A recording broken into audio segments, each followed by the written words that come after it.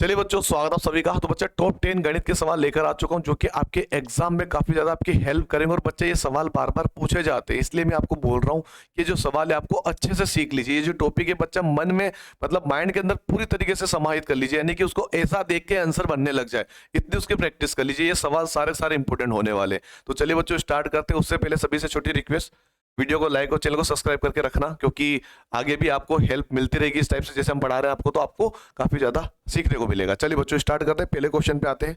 पहला क्वेश्चन क्या कहता है बच्चों, ध्यान से समझिएगा। पहला क्वेश्चन बोल रहा है कि नीचे दी गई आकृति में छायांकित क्षेत्र का क्षेत्रफल ज्ञात कीजिए।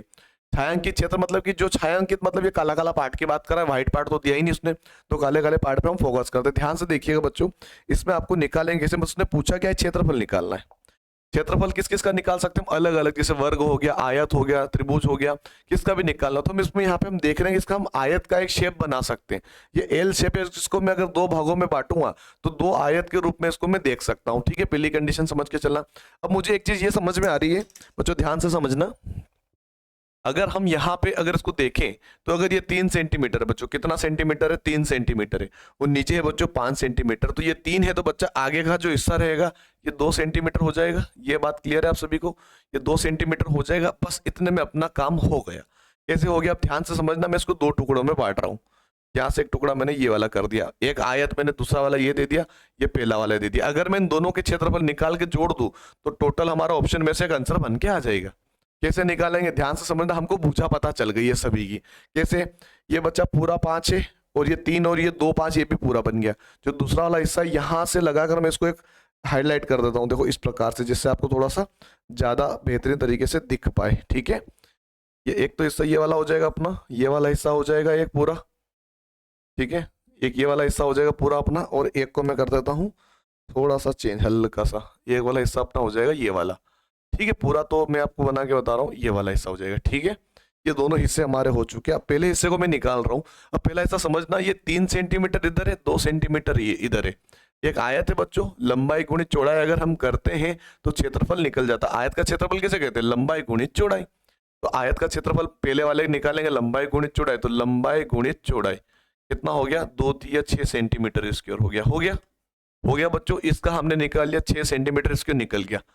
दूसरे का निकाल लो भाई, दूसरा क्या है, दूसरा अपना ये 5 है और ये 2 है, 5 और 2 का गुणा हो जाएगा।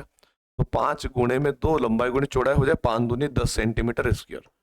दोनों के हमने निकाल दिया, दोनों का क्षेत्रफल टोटल कितना हो जाएगा, 16 सेंटीमीटर स्क्वायर। बच्चों हमारा आंसर होगा ऑप्शन नंबर कौन सा होगा, ऑप्शन नंबर डी। देखो बच्चा निकल के आया, निकल के आया कि नहीं आया।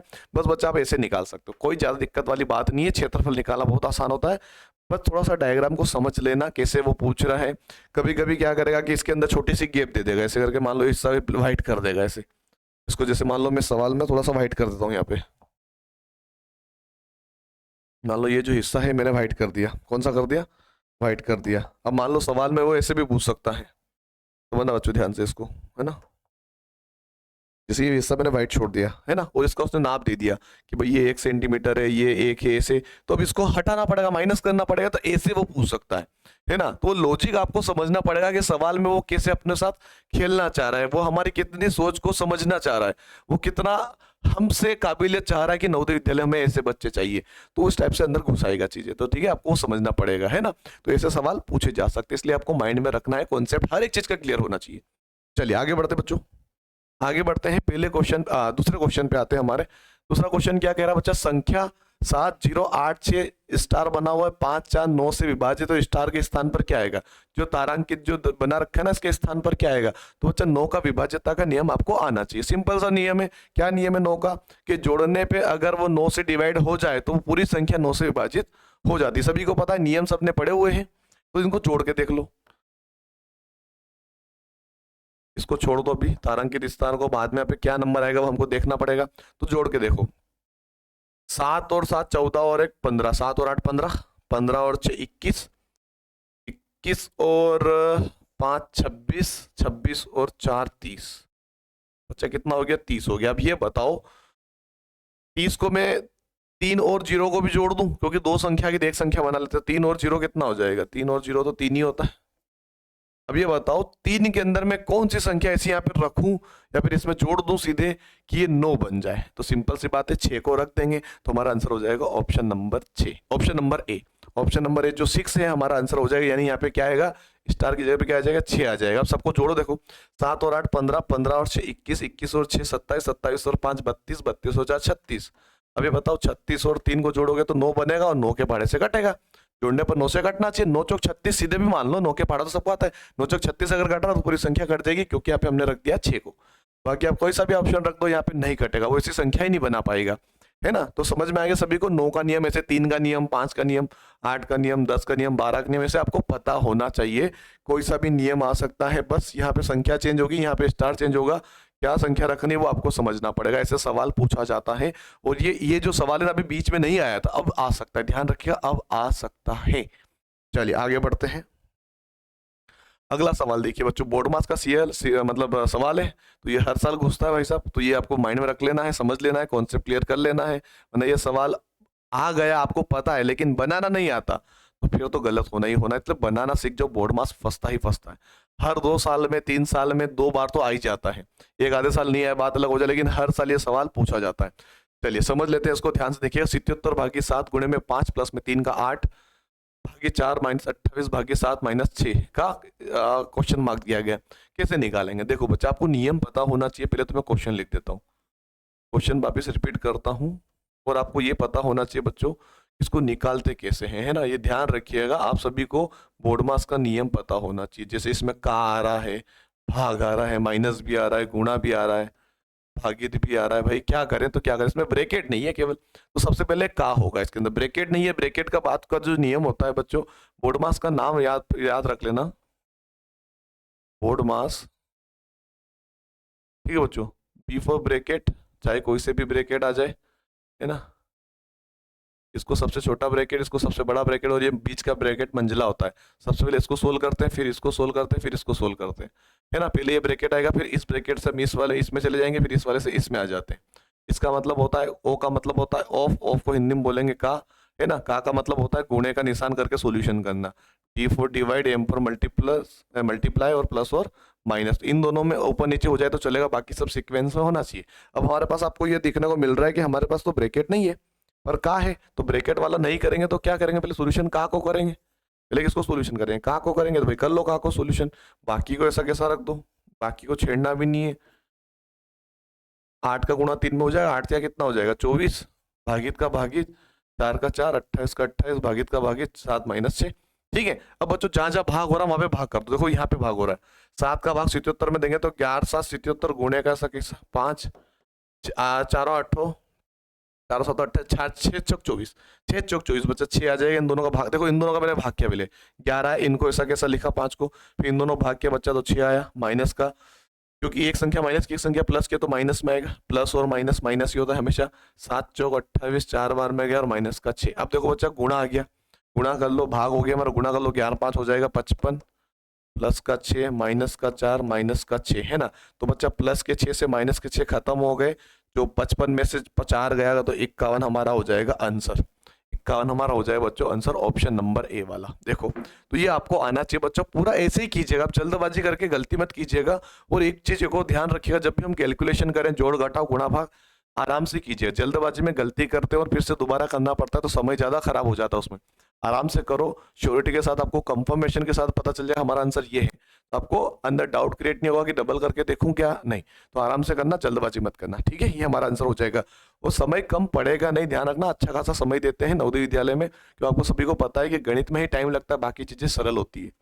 चलिए बच्चा, और ये हमारा एप्लीकेशन है बच्चों, यहाँ पे आपको मॉडल पेपर मिल जाएंगे, नए अपलोड कर दिए हमने मॉडल पेपर 5 और अपलोड होने वाले हैं। 10 वाला सेक्शन अलग रहेगा, 5 वाला अलग रहेगा, 15 वाला अलग रहेगा, वो आगे जाके और अपलोड होंगे, तो आप जाके चेकआउट कर सकते हो। मैथ्स की क्लासेस भी आपको मिल सकती हैं और टेस्ट सीरीज भी मिल सकती है, गणित की टेस्ट सीरीज भी मिल जाएगी, अलग अलग चीज़ें हैं आपके एग्जाम के पर्पज से बने हुए हैं। जाके चेकआउट कीजिएगा, प्ले स्टोर पर सर्च करो, सीधे मिल जाएगा, या फिर लिंक डिस्क्रिप्शन में दिया हुआ है, चेकआउट कर सकते हो। चलिए आगे बढ़ते हैं। अब देखो बच्चा, ये सवाल तो भाई आप सभी को पता है, ये हर साल आता है, हर साल आता है ये एक सवाल, यही तो 12वां पार्ट अपना यही है, मतलब बुक में तो आपके पता नहीं 20वां भी हो सकता है, किसी में 12वां भी हो सकता है। जो नवोदय विद्यालय का जिस साल का जो सिलेबस है वो 12वीं जो यूनिट उन्होंने सिलेबस के अंदर दी वही इसी चैप्टर की है, ठीक है। अब इसने पूछा क्या गया वो समझ लो, क्वेश्चन को अच्छे से समझना पड़ेगा। नीचे दिए गए बार ग्राफ में एक सप्ताह में विक्रेता द्वारा बेची गई शर्ट की संख्या दर्शाई गई है।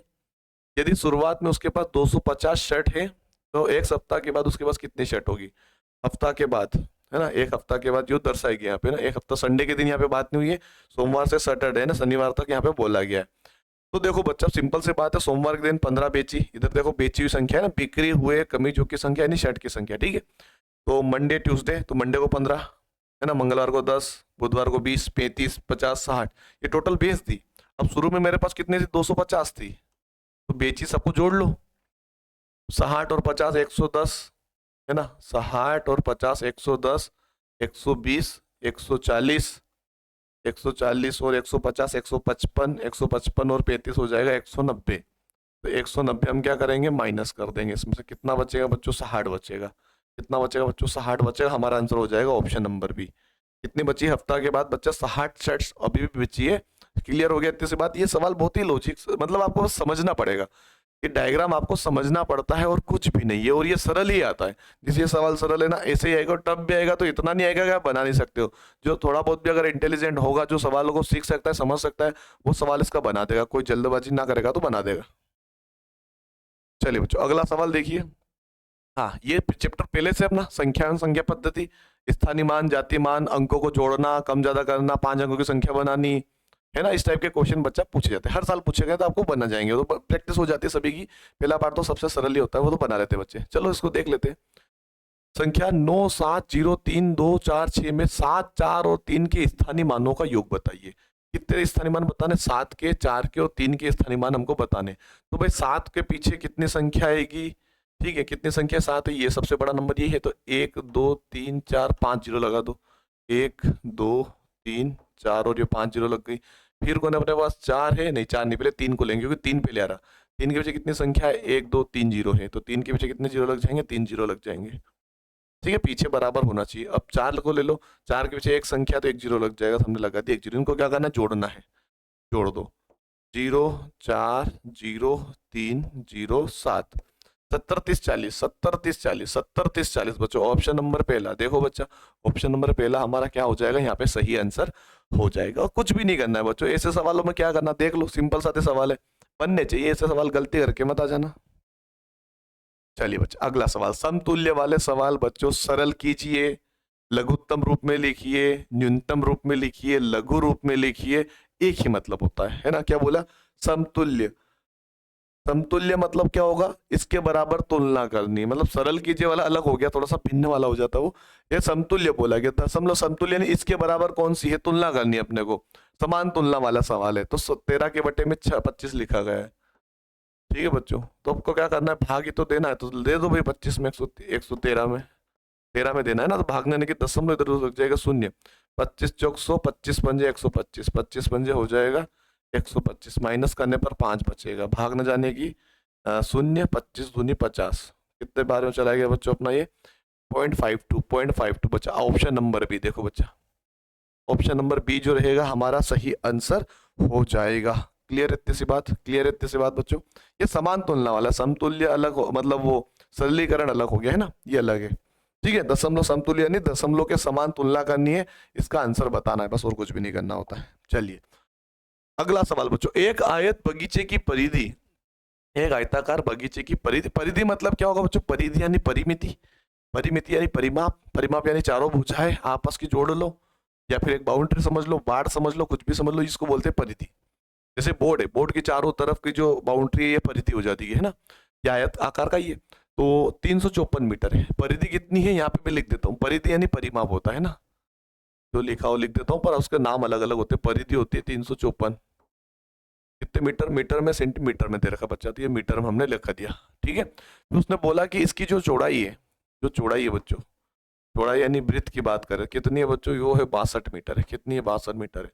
तो आपको लंबाई बतानी है, क्या बतानी है बच्चों, लंबाई आपको बतानी है, वो क्या होगी, यहाँ पे पूछा गया है।